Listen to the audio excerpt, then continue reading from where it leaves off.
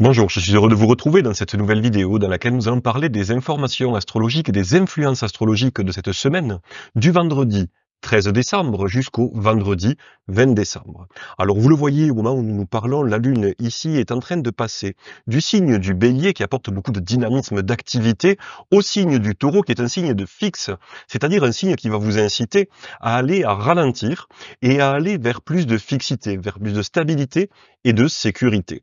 Donc dans cette vidéo, nous allons parler tout d'abord de la pleine lune qui aura lieu dans le signe du Taureau en astrologie sidérale, c'est-à-dire que dimanche, la lune se trouvera dans la constellation du zodiaque du Taureau au moment où elle sera opposée ici au soleil, ce qui donnera lieu donc à la pleine lune que nous analyserons ensemble et je vous expliquerai quelles seront les influences de cette phase lunaire importante. Nous reviendrons également sur Mercure qui retrouvera son sens direct. C'est une bonne nouvelle parce que depuis 3 semaines environ, Mercure était rétrograde. Et je ne sais pas pour vous, mais en tout cas pour moi, ça a pu avoir un certain nombre de répercussions, pas forcément toujours positives, surtout au niveau des incompréhensions ou des petits bugs techniques.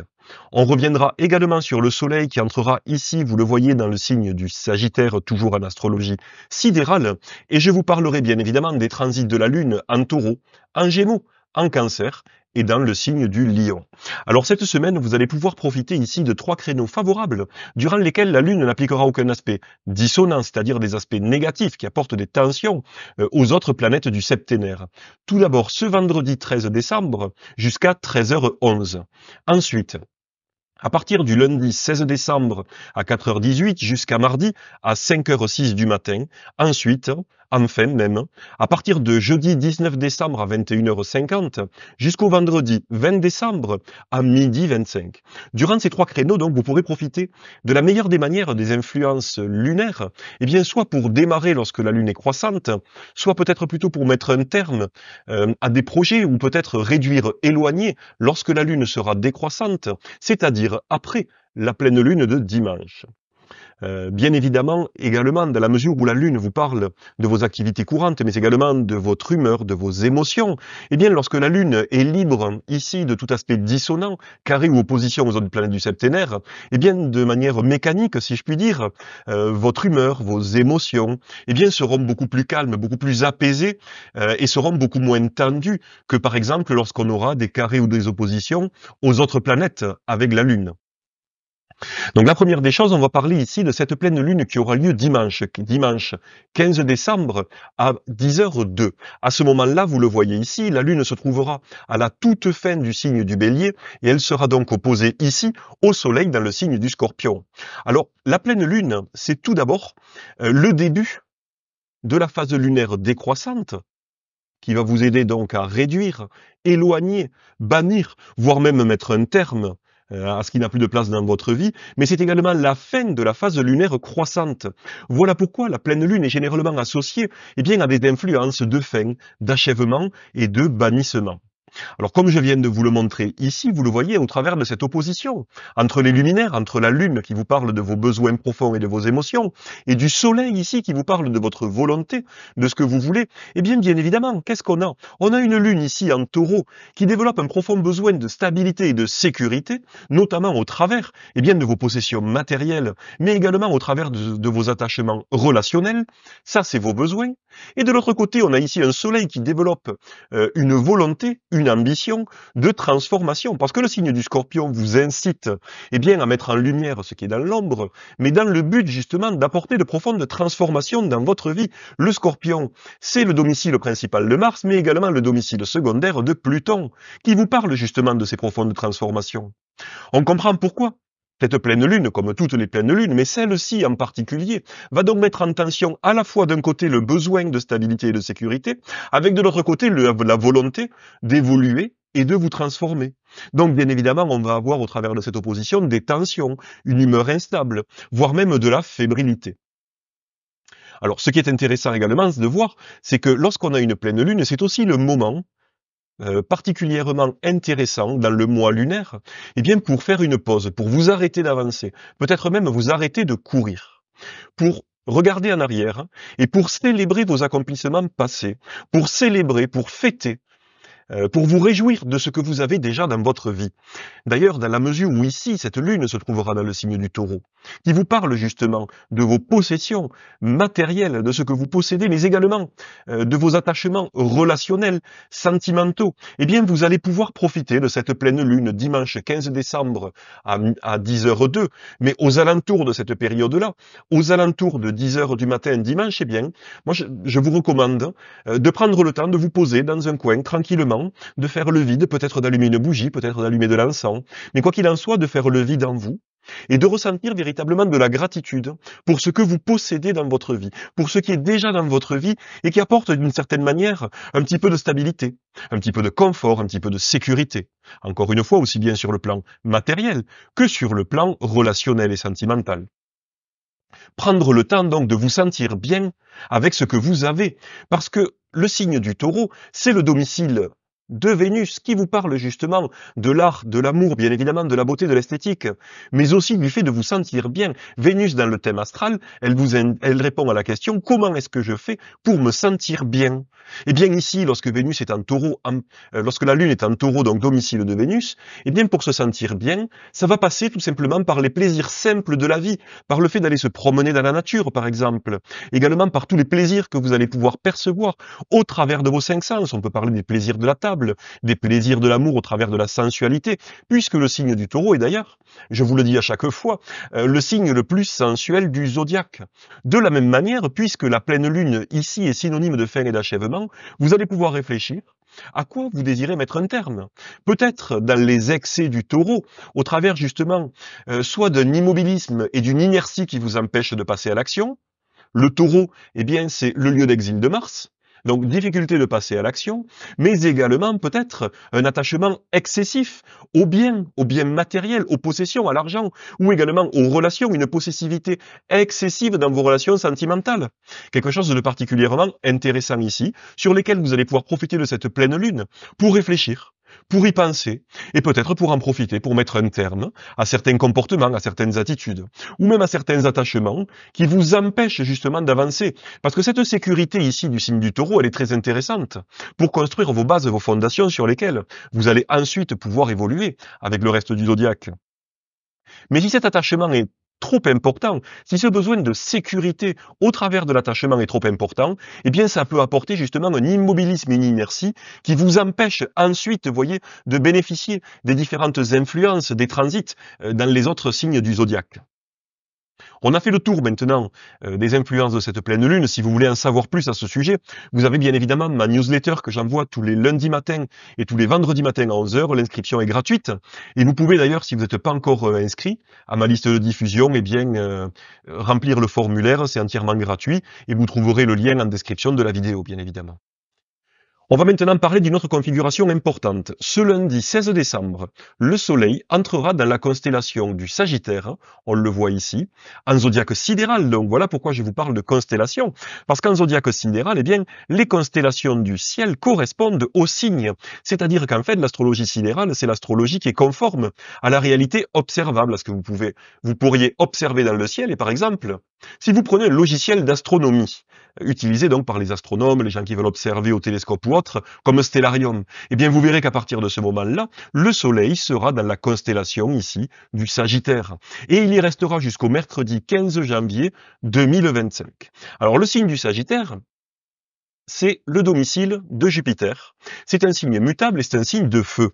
Donc la première des choses, lorsque le Soleil va entrer à partir de lundi 16 décembre dans le signe du Sagittaire, eh bien ça va renforcer votre optimisme, votre enthousiasme, votre bonne humeur, votre jovialité. De la même manière, le Soleil, pendant un mois ici en Sagittaire, eh bien, il va développer votre volonté d'aventure, d'ouverture et de découverte. Le Soleil en Sagittaire, il renforce ce besoin de liberté. La liberté et l'aventure, pourquoi? Eh bien, pour découvrir d'autres contrées, pour finalement ouvrir un petit peu nos œillères. Le signe du Sagittaire, vous voyez, en plus, c'est ce symbole, hein, la flèche. comme ça, c'est-à-dire le regard tourné vers le haut. Lorsque le soleil est en Sagittaire, on a véritablement cette volonté d'élargir notre champ de conscience et notre champ de compréhension. C'est pour cette raison d'ailleurs que ça favorise tout ce qui est voyage, aventure, découverte, les liens avec l'étranger, mais également la philosophie, la religion, la spiritualité. N'oublions pas le droit, parce que Jupiter ici, il vous parle également des valeurs et de la justice.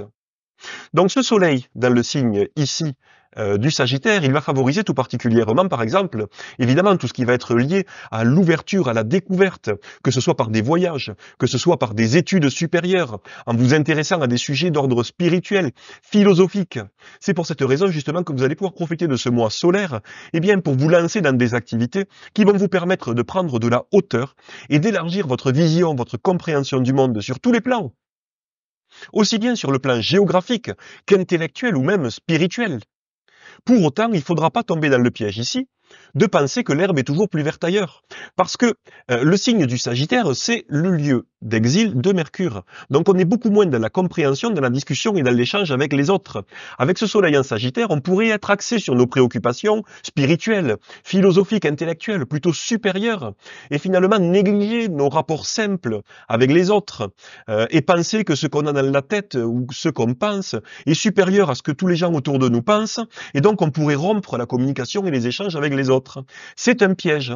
Et finalement, trouver l'ambiance dans laquelle on évolue, nos journées quotidiennes, notre quotidien, fade, sans saveur, sans intérêt. On pourrait également trouver que nos relations quotidiennes, les gens qui sont autour de nous, sont fades, sans saveur et sans intérêt.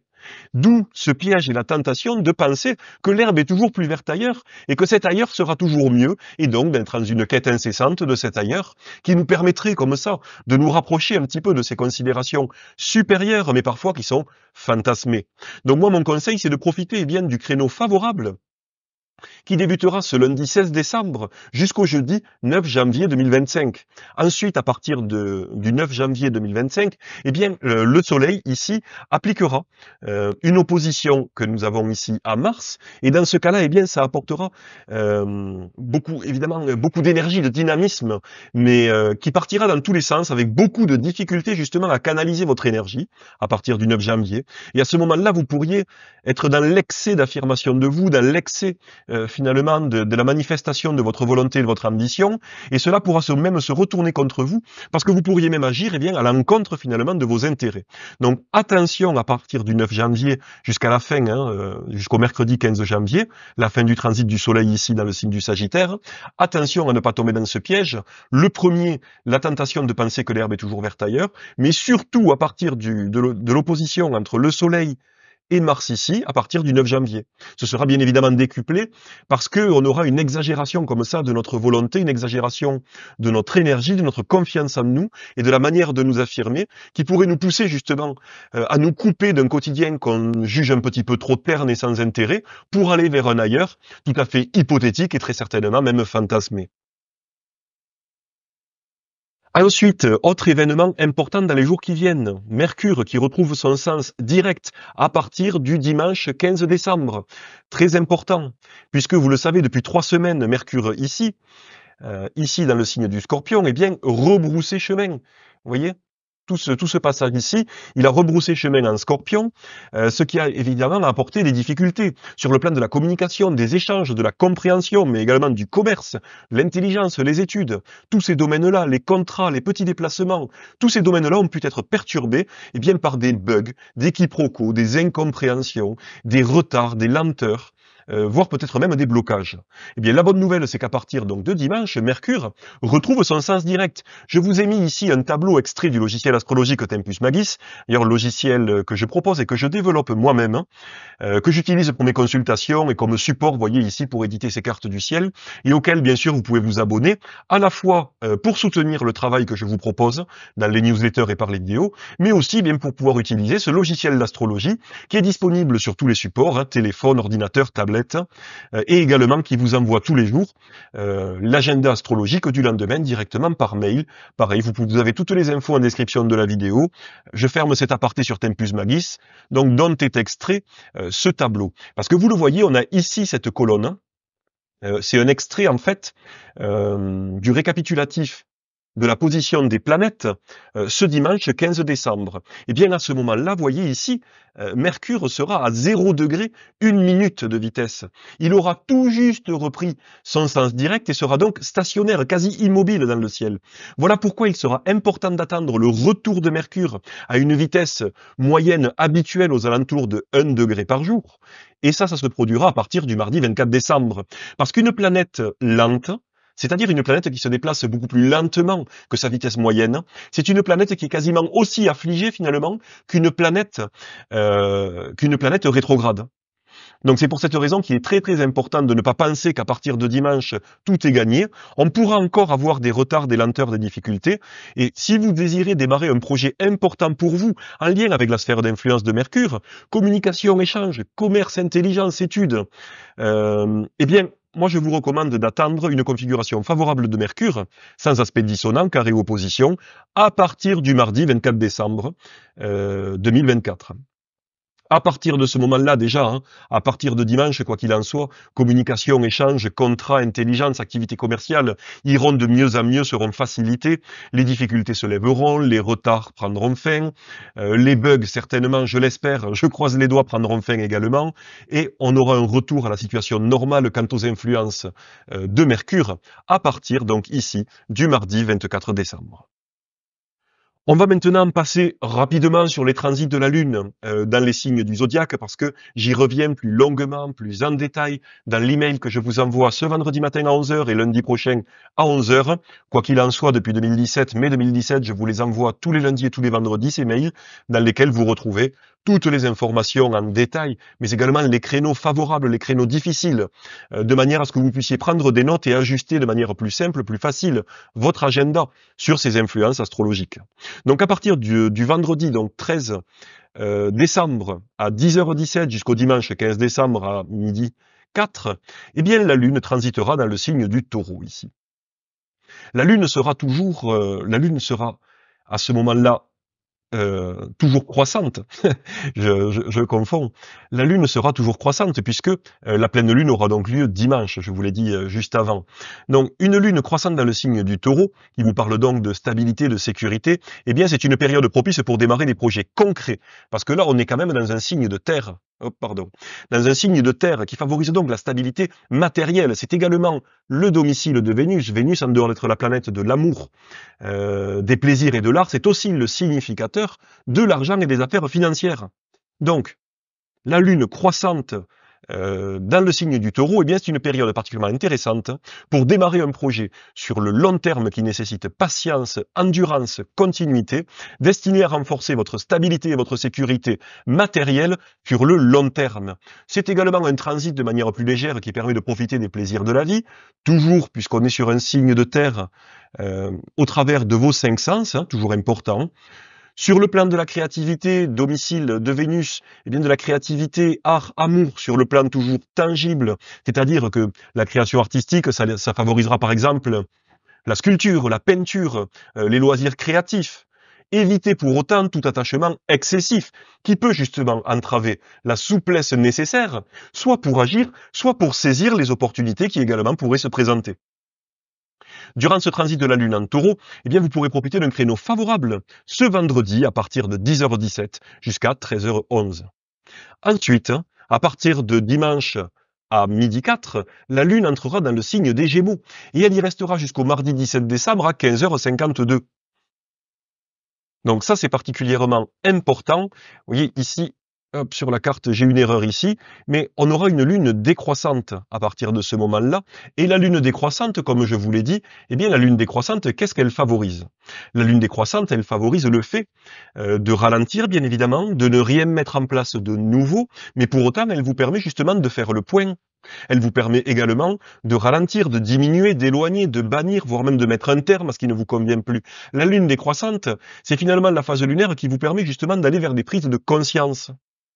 Donc de réaliser un travail d'introspection, parce que la Lune en Gémeaux, elle se trouvera ici, justement. Voilà, la carte du ciel n'en tenait pas compte, c'est moi qui ai fait une petite erreur en mettant en ligne, en mettant en place le slide. Donc l'introspection, sur quel niveau? Le Gémeaux, il vous parle de quoi, le signe des Gémeaux? Il vous parle de la curiosité intellectuelle et de la multiplication des activités, des recherches, des contacts, des discussions. Donc réfléchissez peut-être, puisqu'on sort ici d'un signe particulièrement stable, fixe, le taureau. Est-ce que dans votre vie, par exemple, vous vivez correctement? Est-ce que vous nourrissez de manière correcte les influences, les énergies associées au signe des Gémeaux? Parce qu'on a tous dans notre thème astral un point qui se situe dans le signe des Gémeaux. Si c'est pas le Soleil, la Lune ou l'ascendant, ce sera la pointe d'une maison ou une autre planète, ou plusieurs autres planètes. Donc ça veut dire qu'on a tous une dimension de notre vie qu'on est censé vivre sur la vibration des Gémeaux. Alors pour nourrir évidemment cette position associée aux influences des Gémeaux, il faut vous assurer que vous la nourrissez suffisamment, mais non plus pas à l'excès. Suffisamment, ça veut dire que, est-ce que vous nourrissez votre curiosité intellectuelle? Est-ce que régulièrement, vous apprenez de nouveaux sujets, vous vous intéressez à de nouveaux sujets? Est-ce que vous lisez de temps en temps? Est-ce que également, vous diversifiez vos contacts, vos échanges? Est-ce que vous parlez suffisamment avec les gens? Parfois de manière légère. Mais est-ce que justement, vous faites des rencontres amicales? Ou est-ce qu'au contraire, eh bien, ça fait très longtemps que vous n'avez pas découvert un nouveau sujet ou que vous ne vous êtes pas intéressé à un nouveau sujet. Ça fait très longtemps que vous n'avez pas parlé, communiqué, échangé avec quelqu'un de nouveau. Dans ce cas-là, vous ne nourrissez pas assez la dimension des Gémeaux. Profitez de ce transit justement de la Lune ici dans le signe des Gémeaux pour avoir ces prises de conscience et ces réflexions. De manière justement à profiter de la Lune décroissante ici pour amener des changements positifs, pour éloigner certaines mauvaises habitudes, pour laisser la place justement eh bien, à des habitudes plus vertueuses qui vous permettront de nourrir dans votre vie de tous les jours les influences associées au signe des Gémeaux. Mettre fin également à un projet lié à ces influences, communication, échange, projet intellectuel également, mettre fin ou réduire, mettre de côté peut-être un projet qui ne vous apporte plus rien, vous pourrez peut-être l'éloigner ou y mettre un terme. Enfin, revenir également, parce que le piège du signe des Gémeaux, qu'est-ce que c'est? C'est la superficialité, la dispersion et le dilettantisme. Si par exemple vous vous apercevez que c'est des traits de caractère et des défauts, voire des défis qui sont présents dans votre vie, eh bien cette lune décroissante, encore une fois ici en Gémeaux, va vous aider à bannir ces comportements et à y mettre un terme. Pour cela, vous allez pouvoir profiter d'un créneau favorable, à partir de lundi à 4h18 du matin, jusqu'à mardi à 15h52. Ensuite, la Lune entrera ici dans le signe du Cancer. Alors ça, ce coup-ci, la carte du ciel est un peu plus synchro. À partir de mardi à 15h52 jusqu'au jeudi 19 décembre à 23h11. La Lune ici entrera dans son domicile, donc le signe du Cancer. Le signe du Cancer, c'est un signe d'eau. Donc lorsque la Lune transite un signe d'eau, et a fortiori le signe du Cancer, eh bien, ça apporte beaucoup de sensibilité, de réceptivité, notamment vis-à-vis de l'ambiance ou des énergies. Vous pourriez d'ailleurs vous sentir un petit peu comme une éponge énergétique. D'ailleurs, si vous avez besoin de vous protéger, de vous isoler de ces influences extérieures qui peuvent vous perturber, vous pouvez porter une pierre comme la labradorite, par exemple, ou encore vous appuyer sur l'élixir floral walnut. Qui pourra, walnut, vous le savez, c'est le noyer. Imaginez cette coquille de noix comme ça, qui va venir autour de vous pour vous isoler, vous protéger des influences extérieures, si ces dernières venaient à être trop pesantes, trop pénibles pour vous, et vous empêcher de vous recentrer. On a encore ce problème d'hypersensibilité qui peut dégénérer en susceptibilité ici, avec un transit de la Lune dans le signe du Cancer. Pour autant, lorsqu'une planète se trouve dans son domicile, elle est alors libre d'exercer ses influences comme le maître en sa demeure, c'est-à-dire que elle va gagner en qualité, elle sera beaucoup plus libre d'apporter justement ses influences favorables et positives. Aussi, durant ce transit de la Lune décroissante dans le signe du Cancer, moi ce que je vous recommande, c'est tout d'abord de choisir un environnement bienveillant, vis-à-vis de vous, un environnement agréable, parce que vous allez en avoir besoin. La Lune en Cancer, décroissante, elle va vous permettre bien évidemment de faire un travail d'introspection, d'analyse, de pensée, mais aussi d'éloigner, de mettre un terme à tout ce qui est en lien avec les influences du Cancer, à savoir avec le passé, les souvenirs, les mémoires, mais également avec la famille, avec le foyer, et de façon plus générale avec l'histoire et les traditions. Tout ce qui est lié à ces domaines-là, eh bien la Lune décroissante dans ce signe va vous aider justement à y mettre un terme. Mais vous allez également pouvoir profiter de ce transit pour aller plus loin. Parce que la Lune, elle vous parle de vos besoins. Le signe du Cancer, il vous parle de vos souvenirs, de vos mémoires, de votre sensibilité et également de votre inconscient. La Lune décroissante en Cancer, elle vous aide donc à prendre conscience. De savoir, est-ce que, déjà, premièrement, vous avez conscience de vos véritables besoins, les plus profonds, et deuxièmement, est-ce que vous les nourrissez suffisamment? On vit dans une société qui nous a poussé à penser, qui nous a inculqué le fait que penser à nos besoins et nourrir nos besoins, c'est une attitude égoïste. Bien souvent, on pense ça, de manière consciente ou inconsciente. Eh bien, c'est une grave erreur. Parce qu'on ne peut pas aimer les autres sans s'aimer soi-même. De la même manière, on ne peut pas prendre soin des autres de manière saine et équilibrée. C'est-à-dire sans nourrir des attentes explicites ou implicites vis-à-vis de ceux que l'on aide, de ceux que l'on aime, si tout d'abord, on n'a pas été capable de nourrir nos propres besoins, de prendre soin de nous-mêmes.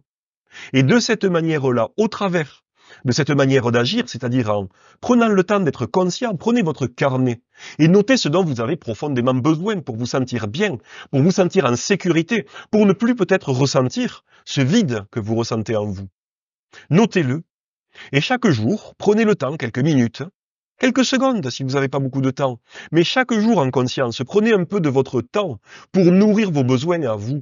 Et vous allez voir qu'au travers de cette démarche, non seulement vous allez vous aimer un peu plus, c'est essentiel pour pouvoir mieux aimer les autres, mais également vous allez pouvoir ensuite prendre soin de celles et ceux que vous aimez, de votre famille, de manière encore une fois libre, sans attente de retour, parfois même inconscient, pesant qu'on fait peser sur les autres. Voilà ce que va vous permettre de faire cette lune décroissante en Cancer. Toutes ces prises de conscience, mettre fin peut-être à des attitudes où vous vous oubliez au profit de l'autre, mais en faisant ça, eh bien, vous nourrissez une relation déséquilibrée. Parce que ce vide en vous, que vous ne nourrissez pas par vous-même, eh bien, vous allez certainement attendre de manière peut-être même inconsciente un retour de l'autre que vous avez aidé pour venir combler ce manque. Et là, vous tombez dans un piège, dans un cercle vicieux, où vous sortez de l'amour inconditionnel et où vous agissez. Vous ne faites pas preuve d'altruisme, là. Vous ne faites pas preuve d'empathie, de compassion. Ce que vous faites preuve, vous êtes plutôt dans une démarche d'un prêté pour un rendu. Encore une fois, je vous le dis bien, c'est pas forcément conscient, c'est certainement même inconscient. Mais utilisez ces influences de ce transit à partir de mardi jusqu'à jeudi à 23h11 de la lune décroissante en Cancer, pour prendre conscience de tout cela. Peut-être que c'est pas le cas, c'est très bien. Mais si c'est le cas, un tout petit peu, beaucoup, je sais pas. À vous d'y répondre. Mettez la vidéo en pause à l'instant T, là maintenant, mettez la vidéo en pause, arrêtez de réfléchir et marquez ce qui vous vient à l'esprit. Qu'est-ce que ça vous évoque tout ça? Et vous verrez que vous aurez fait une partie de ce travail finalement, du transit de la lune décroissante en Cancer. Pour ensuite, encore une fois, toujours essentiel, nourrir vos besoins, prendre soin de vous, pour ensuite pouvoir véritablement prendre soin des autres de manière saine et équilibrée, et surtout sans attente, implicite ou explicite. Enfin, on va maintenant aborder le transit de la Lune ici dans le signe du Lion à partir de jeudi à 23h11 jusqu'au dimanche 22 décembre à 10h14. Le signe du Lion, c'est le domicile du Soleil. C'est également un signe de feu. La Lune en Lion, elle développe donc votre confiance, votre volonté, votre confiance en vous, votre dynamisme. Mais la Lune, elle est décroissante dans le signe du Lion durant ce transit.